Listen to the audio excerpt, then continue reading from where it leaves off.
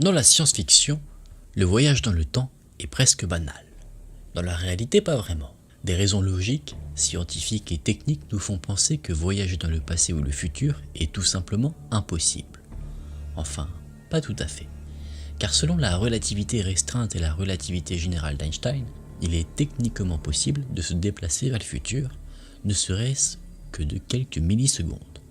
Mais soyons honnêtes, tant que nous n'aurons pas une machine digne de la fiction pour voyager dans le temps, personne n'ira nulle part. Enfin, c'est ce que l'on pensait, jusqu'à l'histoire de Sergueï Ponomarenko, un homme qui, selon certains, aurait littéralement disparu de Kiev de 1958 pour réapparaître sans comprendre dans le Kiev de 2006. Une supercherie? Peut-être, sauf qu'il existe des photos et des vidéos datées de 2006 montrant Sergueï vêtu comme dans les années 50, l'air totalement perdu. Alors, la question devient plus troublante. Et si Sergueï Ponomarenko avait réellement voyagé dans le temps? Et surtout, comment? Le 23 avril 2006, à Kiev, la police interpelle un homme âgé d'environ 30 ans. Il déambulait dans les rues, totalement désorienté, demandant sans arrêt « En quelle année sommes-nous » Quand les agents lui demandent son identité, il répond d'une voix tremblante « Je m'appelle Sergueï Ponomarenko et il y a 2 minutes j'étais en 1958 ». Les policiers, d'abord perplexes, exigent un document d'identité. Sergueï le tend alors une carte d'identité soviétique, un document officiel datant de l'époque où l'Ukraine faisait encore partie de l'URSS. Or, l'Union soviétique s'est effondrée en 1991. Son papier avait donc au minimum 15 ans. Mais ce n'est pas tout. Les officiers lèvent les yeux et réalisent avec stupeur que le visage du jeune homme correspond parfaitement à la photo sur le document. Et un autre détail frappe, ses vêtements, un style typique des années 50, complètement décalé dans le Kiev moderne. La police venait-elle réellement d'arrêter un homme du passé? Au lieu de vêtements modernes, notre homme portait une tenue ancienne typique des années 50. Autour du cou, il avait une vieille caméra argentique, vestige d'une époque révolue. Les policiers, déconcertés, en vinrent à une conclusion simple. Cet homme était probablement fou. Ils le conduisirent à une clinique psychiatrique de Kiev où il fut confié au docteur Pablo Kutrikov. Le 23 avril 2006, le médecin enregistra la séance.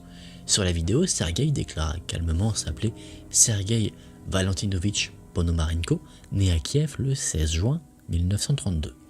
Problème, l'homme assis devant le docteur n'avait pas 74 ans, il semblait en avoir à peine 30.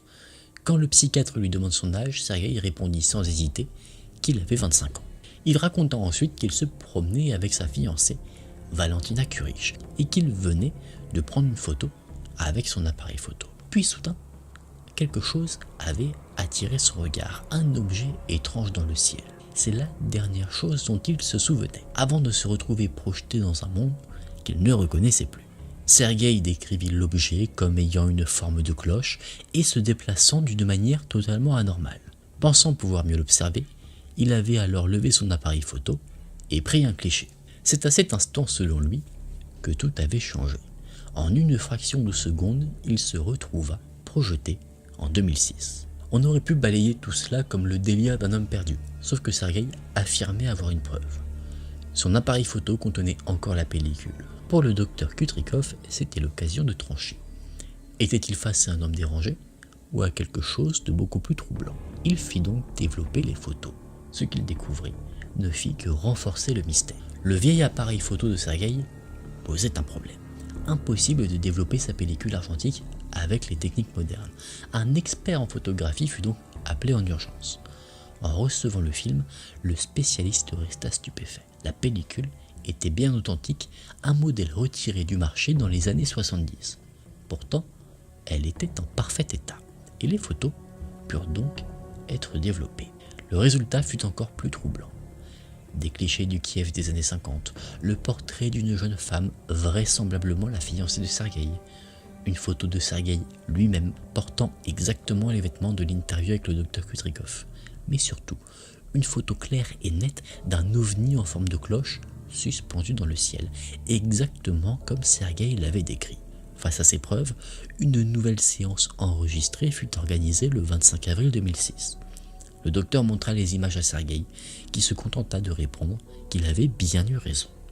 Il ajouta, presque désolé, qu'il ne comprenait pas ce qu'était cet objet dans le ciel, ni comment, en prenant une photo, il s'est retrouvé là où il était. Il explique qu'en baissant les yeux de son appareil, il n'était plus à son époque. Après cette conversation, Sergueï fut reconduit à sa chambre sécurisée dans la clinique.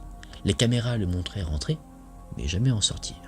Il disparut, sans laisser de traces. Les barreaux aux fenêtres rendaient toute fuite impossible. La police se retrouva alors face à un véritable cas de disparition. En fouillant les anciens registres soviétiques, ils découvrirent que le nom était bien réel, Sergueï Ponomarenko de Kiev. Mais selon les archives, cet homme avait été déclaré disparu en 1960. L'enquête continua et grâce à la photo de Valentina, sa fiancée, les policiers retrouvèrent la femme, une vieille dame d'environ 70 ans. Elle confirma l'histoire. Son fiancé Sergueï avait bien disparu soudainement en 1958, pendant quelques jours seulement, car après ces jours de mystère, Sergueï était revenu.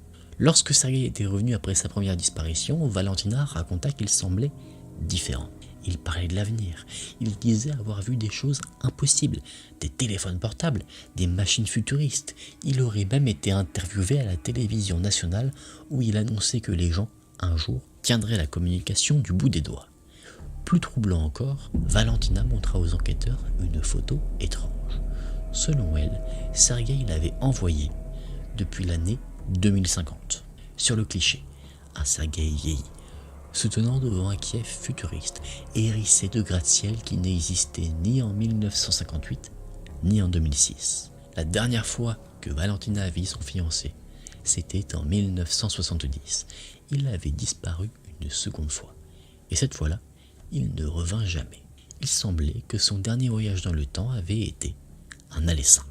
Ce qui rend l'histoire de Sergueï Ponomarenko si fascinante, c'est qu'il existe de véritables enregistrements vidéo datés, ainsi que des photos de Sergueï lui-même, de ce qu'il a vu dans le ciel et même de sa carte d'identité soviétique.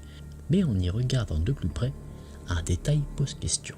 Sur la carte d'identité remise aux policiers, le cachet officiel semble flou, comme si l'encre du tampon était presque épuisée.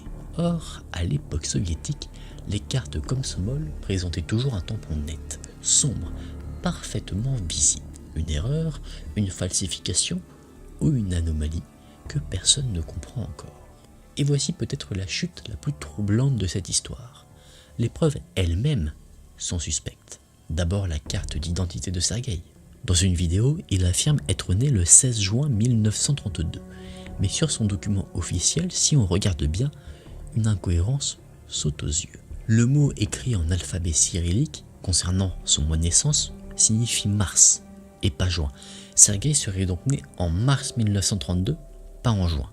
Une erreur étrange pour un document officiel censé prouver son identité. Mais il y a plus grave. Concernant la pellicule photo, le récit affirme qu'elle était un type discontinué dans les années 70 et pourtant en parfait état en 2006. Ce détail choque tout expert. La pellicule utilisée par Sergueï, issue de la marque soviétique Zvema, était encore commercialisée jusqu'en 1990. Rien de rare ni de surprenant à en trouver en 2006. En outre, si Sergueï était réellement venu de 1958, sa pellicule aurait dû être dans un état catastrophique. Fabriqué en cellulose acétate, ce type de film devait être conservé dans des conditions très précises.